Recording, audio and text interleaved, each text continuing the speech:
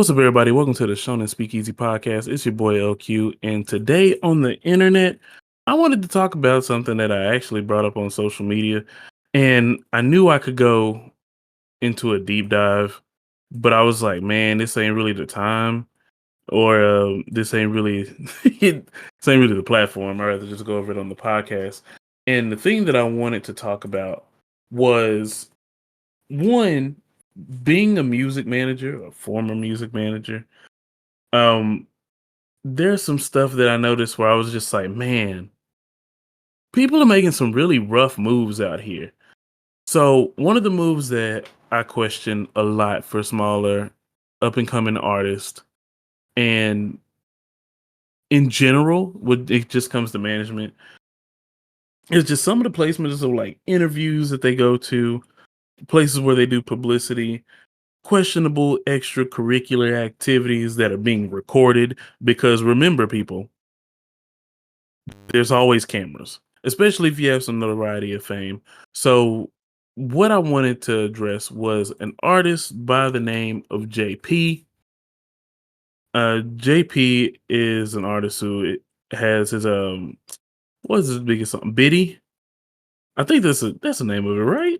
It's got to be it. There's no way that I wanted to talk about this dude and I forgot the name of the song. I'm just playing. It's called Bad Biddy. But anyway, it's a for those that don't know, it's a DJ. Can you put this song on blast for the girls in the back shaking? I know that you know. But yeah,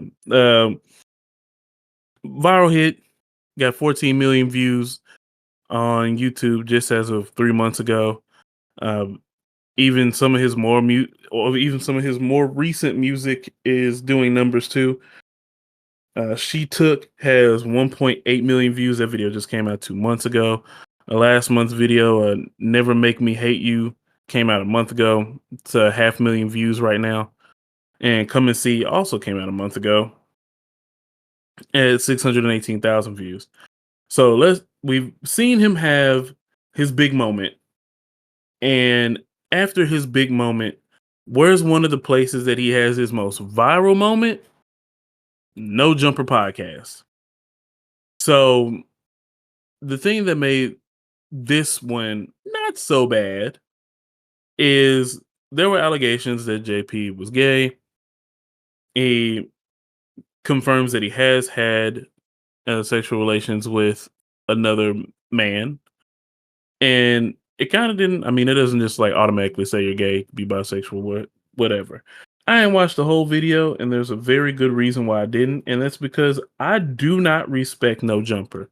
That will be another episode that I'm doing a deep dive on. It will literally be me talking probably for 2 hours. I have so many notes on it about why platforms like No Jumper just really irk me, and why I hope that I can build my platform to be a reputable platform for hip hop and anime and just world news, or I won't say world news, national news, because I don't have the capacity to look at everything across the world. Anyway, I'm getting away from the main point. This is a bad booking for an artist in general. How many, you know what? Who is the biggest artist you've ever seen on No Jumper? And when I ask that, I don't ask it to just be insulting to No Jumper, even though, like I said, I don't care for No Jumper. I don't like No Jumper. But if you think about who they've had, their highest viewed video was featuring like No Jumper featuring Tay-K and Block Boy JB, and it's for a music video, so that doesn't count. Now, if we look at their highest viewed interview, it's XXX Tentacion, and I'm going to say this, and I hope that nobody takes this as an offense.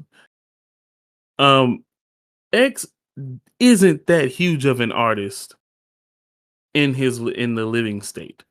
He was big, he was known, but he's not an A-lister. Honestly, not even truly a B-lister. He was on the rise. He was getting to that point. What made this interview pop off, and I can guarantee it, is his untimely death.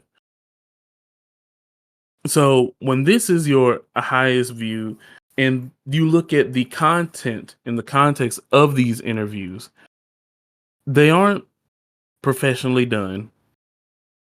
The Adam 22's entire goal is mainly to either incite some type of clickbait moment or to drive you into divulging some information that you usually wouldn't want out in the public anyway. But that's who he is. That's how he moves. And people that go on there should know this already. Even his co-hosts are terrible people. Point blank. There's a man that was putting his hands on got ready to put his hands on a woman and was talking about how he used to treat women. And there's like people spitting in each other's face and fighting on set. There's numerous episodes where the guest has gotten up and walked out. I know Black China is on that list. Let's see. Who else is on the list? You know what? Like I said, I don't really watch enough of them to care. But I know another famous the artist that was there was King Von. Once again, what drove up the views is Untimely Death. Blueface and Krishan. Drama. Uh, when Boont Gang showed up to the podcast and he was totally wasted was one of the highest viewed videos.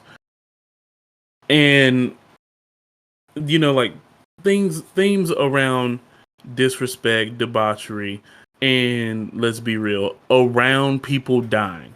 One of their highest view videos is Draco the Ruler's Big Bank Uchi's video. Untimely Death helps drive up the views. So with that said, because this is about bookings and management, if I know this is the reputation of this place where people are wanting me to go, I'm not going. As an artist, I'm not going because it's not going to bring me to an audience that I truly want. If I'm making music with a message, or even if it's just fun, like when people say, all press is good press, it's not. It's a lie. Don't believe it. There's some press coverage that can literally tear you down. And it's about how you handle those situations, how you conduct yourself in those situations, and ultimately where you are. And that's tough because you're going to have to turn down some opportunities. You look at No Jumper Podcast, they have almost 5 million subs. For someone to get booked there, that's an honor. You know what I'm saying? Like, that's a big deal. So you want that person to be able to make it there and say, hey, I get to talk to potentially, 5 million new faces. Also another channel is Chris and Tony TV, which I'm using JP as an example because not only is he a up and coming person that has done these bookings, but he is also an example of having your 15 minutes of fame and not going about it the best way. He is a viral TikTok star, and yes, you do need to capitalize on it as much as possible. We do know that the way that music is consumed now is very microwave, very very demanding that you not only stay active, but you produce hit after hit after hit consistently. All of them have the hit. All your projects have the hit. And there has to be breakout singles each time or your momentum dies down or completely flames out. So, to Chris and Tony TV, they make some of my least favorite content ever, and that is the stupid 20v1. If you look at their popular videos, they've uh, they have their highest rated video at 1.6 million views, which is a Finish the Rapper Get Punished, and it's a high school edition. We're not even going to go into that. I don't know how old they are. I don't want to know anything about the high school edition of this video. I'm old enough to not care. So the second highest viewed video they have is the 20 women versus one rapper, JP. Also, very confused on if I would consider JP a rapper. He does significantly more singing than rapping, but whatever, that's on him. Once again, management, things you need to figure out. You need to figure out how to pitch this guy and where to book him, and you have ultimately failed on where to book him. One of the reasons why I think this video is literally the worst thing that could happen to him. Sorry, playing a little bit of it in the background. The entire video is putting him in a light where he is with these I'm not gonna I'm not gonna disrespect them. They are literally most of the time everyday people, but also these are unknown low rate Instagram models, OnlyFans girls. There's nothing wrong with that either content. I'm just saying as far as being real people and people that actually care to do these things. Like if you're putting yourself in 20v1s, you're there to be objectified. You're not. It's not like The Bachelor. It's a very low budget, like money first. It's a very young thing to do, which is cool that it's young, but also if you look at the way that this content is structured and what it's about, you really don't want to put yourself in a position to where this is the frame or this is the focus that you're put in. And also it speaks poorly on your personality and who you are as a person. Yes, they did get to know about JP. Did he get to perform, part of his song? Of course. But the thing that you have to think about is being in this situation. It's almost like would think of big artists that you know or love that are like A-list, A-list. For instance, Lil Wayne. Lil Wayne's not doing the 20v1 no matter what he raps about. Nicki Minaj isn't doing a 20v1 no matter what she talks about. In the spaces that they have been in, they would look down on this form of content because it's very immature. And that's what really sucks for JP is that in spaces like this, you have one opportunity to put yourself in a position to be shared with a much wider audience.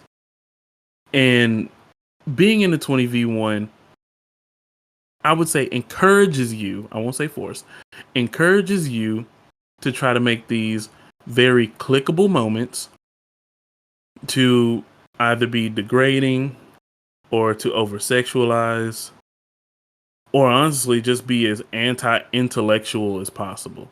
So one of the moments that the moment honestly that made me look at this video and say, "Oh man, I got to cover this cuz ain't no way. Ain't no way." So there's a moment where JP is talking to a woman who was actually giving him some pretty cool questions. She asked him about this Kanye sample that he was rapping that he may potentially rap over. Sorry, messed that up. And it was pretty cool. She was like very interested in his music. And this is after like, you know, probably like a half hour of just let me choose young girls to grind on me and say who's the sexiest or not. But after this time period, she's like, "Have you ever been with a girl with no gag reflex?" And it's just like, oh. Now, what we what we as normal people would like to see from him is for him to say, to have some maturity. To say, you know what, I can't do that, like I'm not gonna put my business out there like that. But already, of course, he already made the misstep of doing this in a um in the other video, the other interview with No Jumper. So it's like you're already starting out in a pretty bad place. There's nothing wrong with him saying anything about his sexuality. The issue was outside of just speaking on his sexuality is the amount of detail and the over the top nature of it, especially for an artist who is trying to establish himself and also share some information about himself and his music. The thing that really irks me, and this is the reason why this is one of the absolute worst placements ever, is that the debauchery and tomfoolery is put above what he is as an artist. And it's like, yes, can he be about fun? Absolutely. Can he have a good time? Absolutely. But being put in the light where you have all these women lined up and then you completely over sexualize them or over sexualize yourself in turn.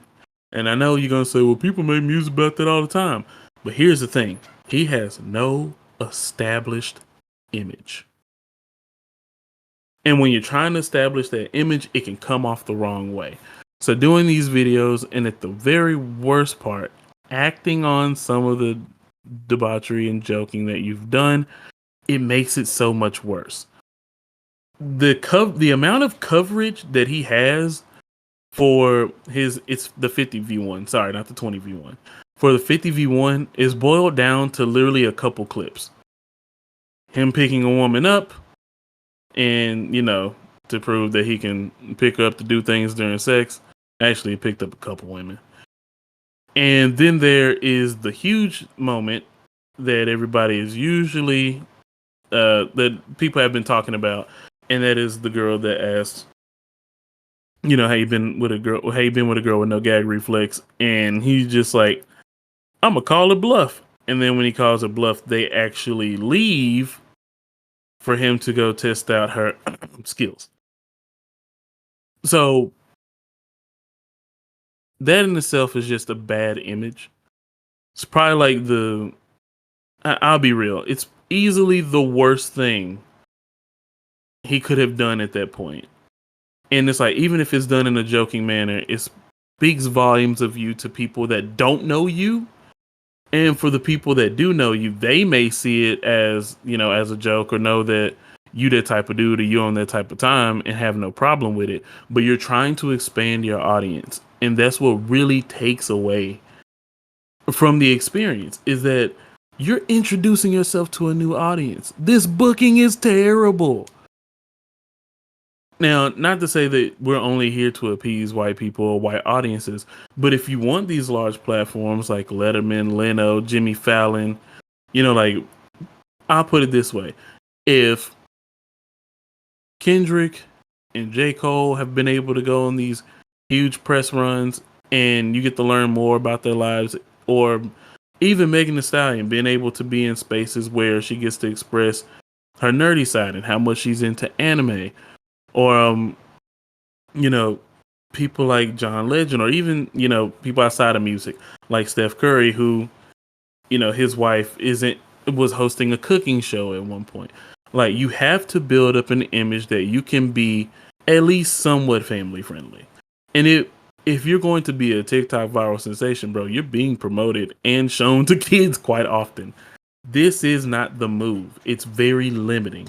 And I know that I'm starting to sound like, oh yeah, I'm repeating myself, but I have to stress this. Going to these 20v1s, 50v1s with these people that have channels with, maybe like 50,000 subscribers, while you have a song that has 15 million plays and you average 500,000 views a video, you're not doing yourself a service. You're doing it for them, and you're doing yourself a disservice. So going on these smaller platforms, boosting them in the way that you boost them is through debauchery and making a fool of yourself. It really looks bad. The only place that has really boosted him anywhere is the No Jumper podcast. And let's be honest, if we're looking at the actual engagement from those 5 million subscribers, it's 4.7, but I'll give them the roundup. If you give them that, how, if you look at the engagement and how you behaved and how the interaction was with you and what you get on average, you're bringing more to their table than they are bringing to you. And that is the issue. So,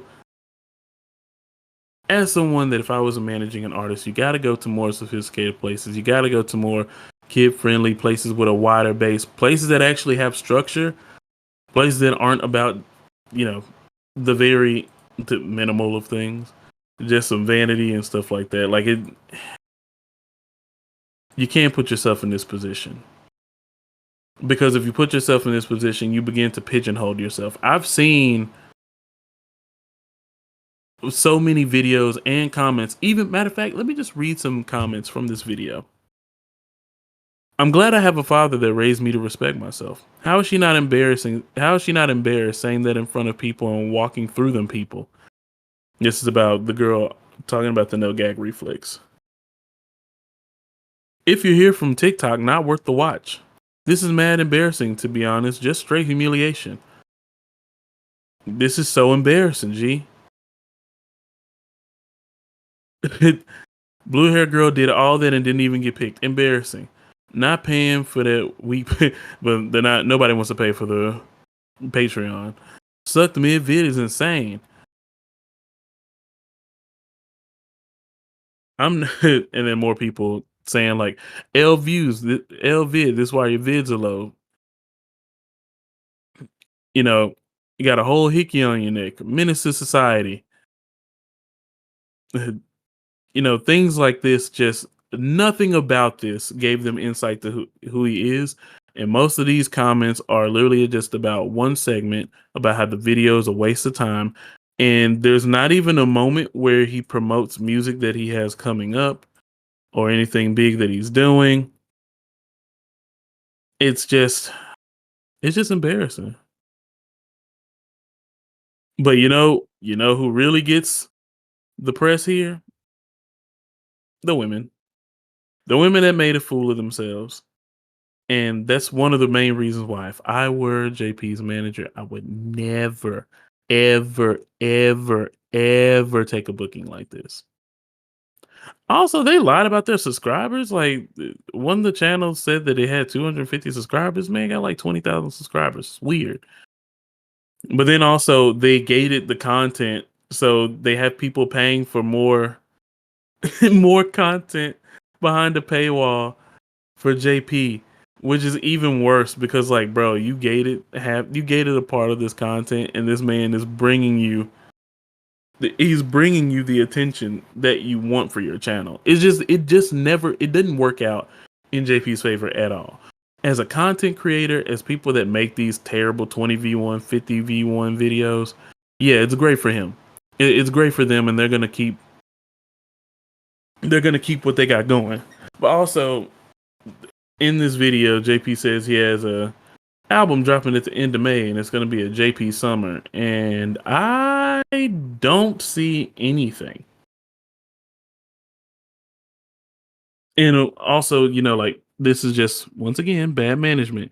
You can't be setting hard dates and then not have things ready when the date rolls around. That's just not gonna work.